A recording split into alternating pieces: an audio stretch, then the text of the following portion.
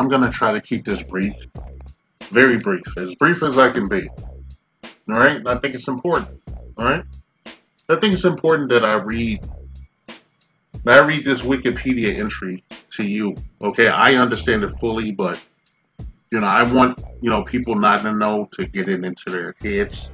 The woman pictured here, you know, in two different ages, one at the beginning, at the prime of her life, one at the end of it. Her name is Helene Bertha Amalie Riefenstahl. Okay, that's the best I can pronounce it. All right, she was born in August 22nd, 1902. She passed away September 8th, 2003. She was a German director, photographer, and actress known for her role in producing Nazi propaganda. All right, all right. In the 30s, she directed Nazi propaganda films, Triumph Triumph of the Will, in Olympia, resulting in worldwide attention and acclaim. Okay, the films are widely considered two of the most effective and technically innovative propaganda films ever made. Her involvement in Triumph of the Wheels, however, significantly damaged her career and reputation after World War II.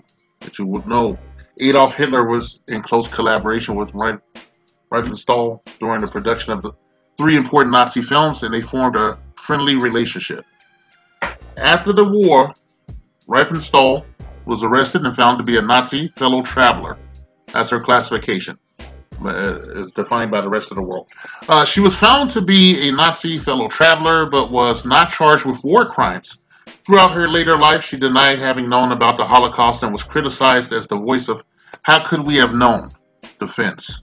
Now, that's an actual defense that these guys tried to get away with, and as you know, they still digging up Nazis, old Nazis out of the old folks' home and out of their graves, and throwing their ass in jail or killing them and shit. Okay, right? She's the voice of the "How could we have known?" defense. Right? We see versions of that today. Riefenstahl's post-war work included an autobiography and two photography books about the Nuba people. All right. All right, the Nuba people is over there in the motherland. I'll leave it at that. Those are black people. All right. So the reason I'm talking about Leni Riefenstahl, okay, best I can do. The reason I'm talking about her is because she is the mother of modern day propaganda. Okay, right? I learned something when I lived on the West Coast. I kind of knew it beforehand, but I never really got it, until I was right in the face of it. But like over there on the West Coast, particularly Hollywood, reality is what you make it. Okay, people live in their own bubble. We've been seeing a lot of that shit lately. That big ass bubble has engulfed our country and it's in fucking chaos and shit. But for my particular ethnic group and shit, it has been very daunting and sexist. Okay, for the longest time, straight black men and their authority and their identities and everything else has been under constant attack every day. Using propaganda that was pioneered by this woman. Okay, and they perfected it and shit. Our community is in dire straits and shit. Okay, we're at the brink of extinction, whether you believe it or not. Okay, it's not progress. All right, but propaganda is what it is. Okay, and that being said, now that I've read this little entry and everything, we'll get on with it. Okay, all right, that's what we'll do. We'll move it up. We'll keep it moving. All right, stay with me after the jump.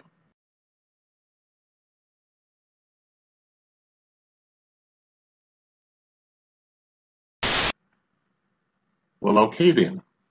I'm gonna be reading a big giant. I'm gonna read a bunch of paragraphs. All right, coming up and shit. So I don't know how you guys gonna feel about it. I'm gonna have a laugh. Uh, it's I'm gonna be reading the synopsis for a bundle, a online bundle. All right. And the deal is, I want to talk about how preferences are used against us or whatnot. While it's a double standard for the other side of the gender line down here in our ethnic community and shit. Okay, so the name of this bundle, okay, the name of this bundle is "Bent Over by My White Boss Bundle." All right, His name is not bundle. They're just saying it's a bundle. Okay, so the name of this series of stories that you can purchase in the ebook form for $3.99. Okay, is bent over by my white boss, and it's written by a very prolific author in this particular genre. That genre being the white man, black woman, genre of romance novels. Her name is Aaliyah Jackson. Okay, Aaliyah Jackson. Maybe I'll put a picture of her up. But it's been kind of murky, lately and shit. I want to do something a little light and shit. So here we go. I'm gonna read this overview for this bundle of books under the moniker "Bent Over by My White Boss." Okay, and the overview says, in this explicit bundle of stories, white bosses give in to their deepest desires and ravage their African American employees right in the middle of the office, even if it means risking their entire career. This black woman, white man collection is handpicked from the most salacious catalogs and shit. All right. All right. The first one in this bundle is titled "Knocked Up by My White Billionaire Boss." Okay. I'll always remember the way he looked at me when I first walked into his office. The way his eyes lingered on my body, undressing me mentally as he smiled that cocky grin of his. I should have known right then and there, that he was going to try something, but foolishly, I didn't think twice about it. I was a beautiful woman after all, and was used to people staring at me like a sex object. Normally, I would never give them the time of day, though, which is why I was shocked at how fast I fell for Mr. Rockefeller. He was young, handsome, and incredibly rich, capable of getting any woman he desired. For some reason, he wanted me, not just as a girlfriend or a quick fuck, but he wanted to own me completely. I'll read that again. But he wanted to own me completely. It was only when he summoned me up to his office after work that I truly discovered just how far he was willing to go to control me. Yes, that one is called "Knocked Up by My White Billionaire Boss." All right, the second one is called "My Secret White Baby." Okay, My Secret White Baby. All right, here we go. Nikki's boyfriend Jordan is taking her for granted in a real way. She's lucky if she can get a word out of him, let alone some love and affection. So when her girl comes to visit, why shouldn't she hit up the club? Her innocent attentions don't mean much when Jake, the owner of the club, spots her on the dance floor and decides he likes what he sees. Nikki has no plans to cheat, that is, until she gets a text from her friend and a picture of Jordan getting into some hoe's car. A night of drunken, unprotected passion in the VIP is just the start for Nikki, though. When a few weeks later, she takes a pregnancy test, only to find out that she's pregnant with Jake's baby. All right? So here you have the protagonist, Nikki, and she has a boyfriend who's maybe a pookie, and the description kind of seems to go that way. It's called My Secret White Baby, and she decides to cheat on him with a club owner after getting a picture of her boyfriend getting in the car with some hoe's car. All right? I don't know how that's going to turn out. I'm probably not going to read that. All right. The third and final one. The third and final one is called "Sleeping with My White Boss." Sleeping with My White Boss, okay? It's Aaliyah Jackson, okay? She's an author. Take it serious, okay? It's serious. Sleeping with My White Boss. Curvy, black, and independent Keisha. Yes, her name is Keisha. It's spelled Kisha, Keisha, I guess. Well, all right. Curvy, black, and independent Keisha definitely isn't the average woman working for the high fashion icon Mark Nobles. Or Mark Nobles, okay? And I had phonics when I was a kid, thank God. Yeah, his name's Mark Nobles, okay? Curvy, black, and independent Keisha definitely isn't the average woman working for high fashion icon Mark Nobles. And she's reminded every day by the sideways glances and hateful glares of the skinny skank she worked with. The only good part of her job is when Mark's around, since his dominating and powerful presence leaves no room for any trifling attitudes, so she can focus on her work. Excuse me. When Mark sets his eyes on her, though, the last thing on his mind is work. He likes his woman thick, smart, and chocolate skin. Thick, smart with chocolate skin, and he's the type of man to get exactly what he wants. When he calls Kisha into his office, it's for one reason and one reason only, and Kisha can't help but give in as he pushes her to her absolute limit right then and there, in the middle of the office, in the middle of the workday, without a condom. Wow, without a condom. Mm-mm-mm. This is a genre, man. It's a very lucrative genre, I'm told. All right, fucking hilarious, right? Yeah, yeah. So, guess we'll get on with this commentary. Hey, I know this looks crazy as fuck. Okay, I know this looks crazy as fuck, but there's a tons of shit out there. It's a fucking gold mine and shit. Okay, so your eyes do not deceive you. What you are looking at is a comic book. All right, a divester comic book. Okay, not intentionally. It didn't start out that way and shit. Some white guy was drawing this, I believe. Yeah, don't quote me on that. Okay, some white guy. I guess I'll read some copy on this, but I wanted you to see this. Okay, I wanted you to see this. Because of the subject matter and everything. So this is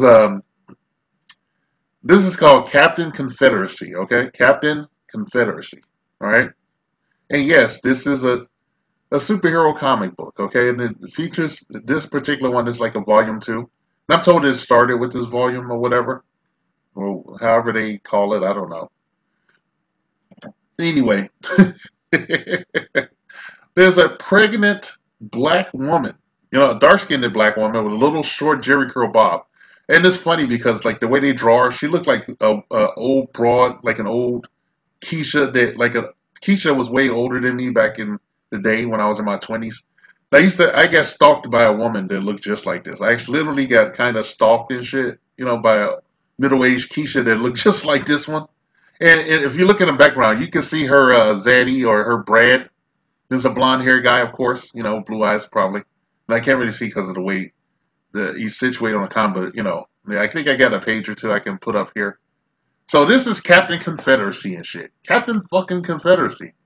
All right, we gotta have some fun. I'm gonna read copy on this bitch, and we'll keep it a buck, okay? I'm gonna read about this title character. The first Captain Confederacy featured in the first series is an out-of-work actor who agrees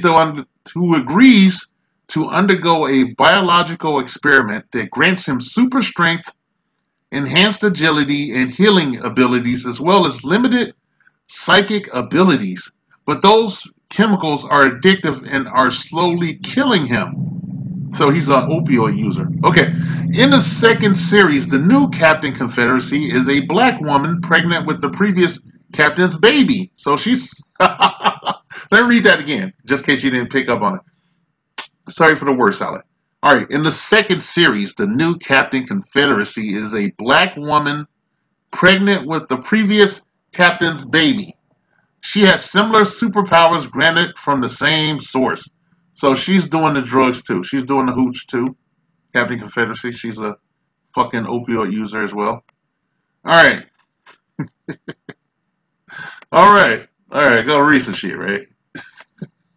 I'm sorry. This shit's fucked up. All right. I'm going to read. I got this from Wikipedia, okay?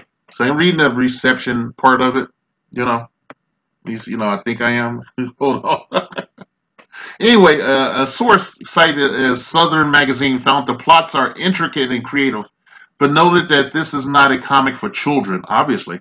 Comic Buyer's Guide found the comic an excellent alternate Earth science fiction.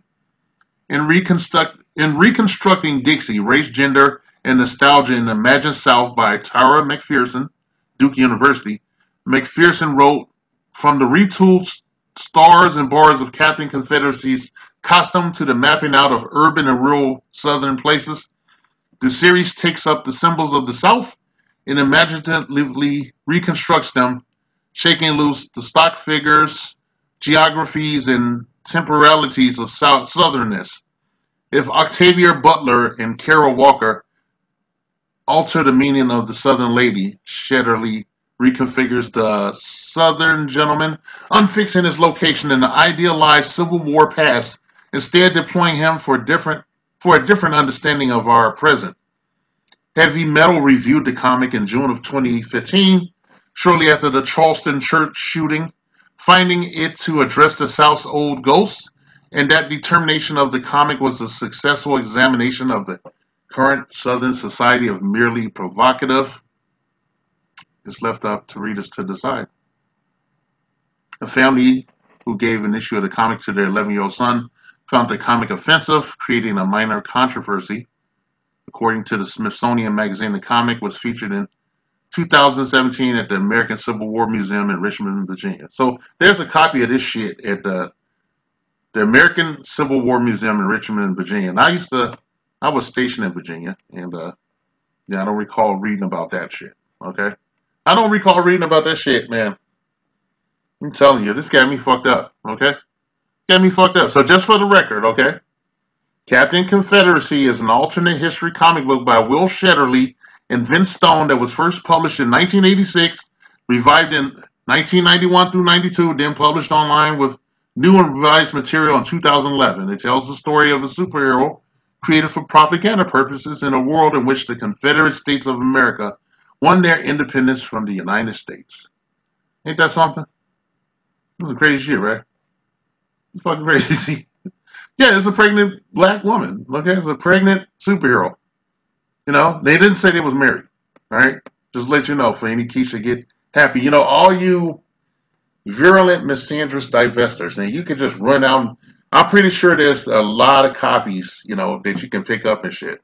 Okay? I'm looking at some of these covers that just blow me. The art is adequate but sloppy and shit.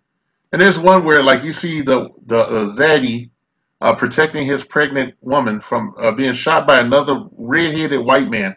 And if you look closely in the background, there's a sister running up, like some sister, right? So sister, look like she has a Jerry curl too. She's running up and she has like some kind of like a shillelagh or a bat or something, and she's about to hit that guy for pointing a gun at that white man, but not that black woman. Yeah, it's pretty fucked up, right? You know, this is somebody's fantasy. The two white dudes wrote this shit. So there's hope out there for you sisters, you know. There's hope out there, man.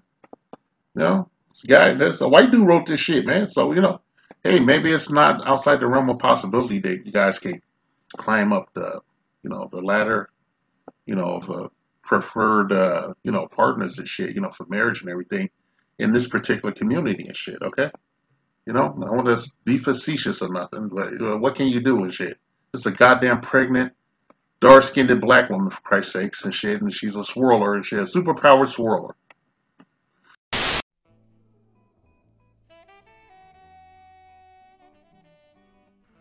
I've told the story before.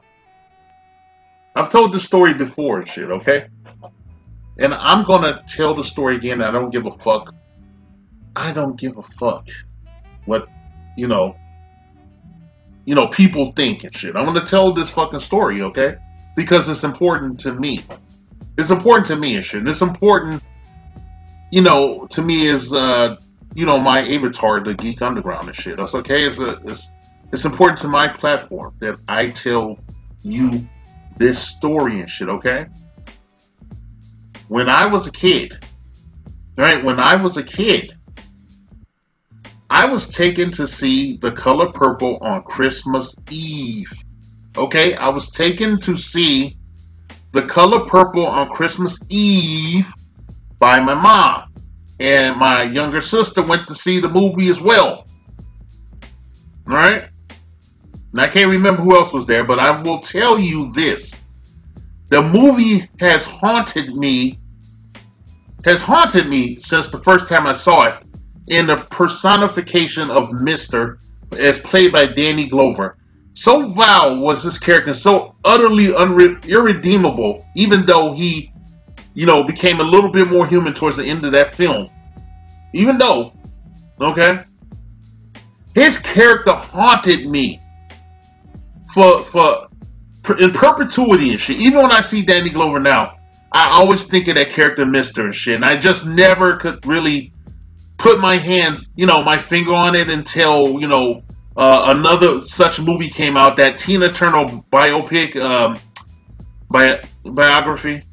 I don't believe in saying biopic or any of that bullshit, because, I had phonics and shit. I got a public education when the shit was good.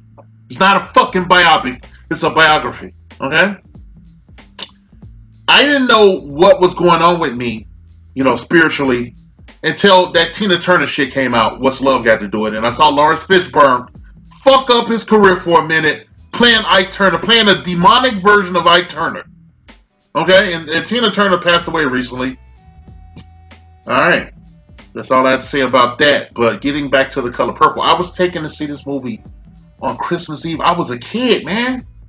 I was young. I wasn't in, I think it came out when I was either a sophomore in high school or a freshman and shit.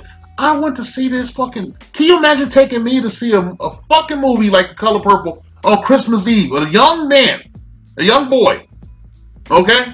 Movie got incest in it, rope, sexual assault in it, beatings, domestic violence, just no hope, no pervasive hope, a real hard suspension of disbelief. I don't know where this movie took place. I don't know if it's supposed to be like Mississippi or something, but for some reason, Danny Glover's character of Mister had this sprawling farm, okay, the sprawling two-story farm. I'm not disputing that any black person had that back in the day, okay, but I just, I kept waiting, the Klan's going to show up any minute now. I know the Klan's going to show up, and maybe he's going to get his shit together. Maybe that's why he's angry. He got an ass whooping from the Klan. We never know why Mister is so demonic. He just is. He is a force of nature. Danny Glover eats up scenery after scenery. Whenever he shows up on screen, everything just comes to a halt and shit, because you don't know what he's gonna do. All right, and he stays that way until the Sugar Avery character shows up, at which point he's revealed to be a simp. Okay, a simp. All right.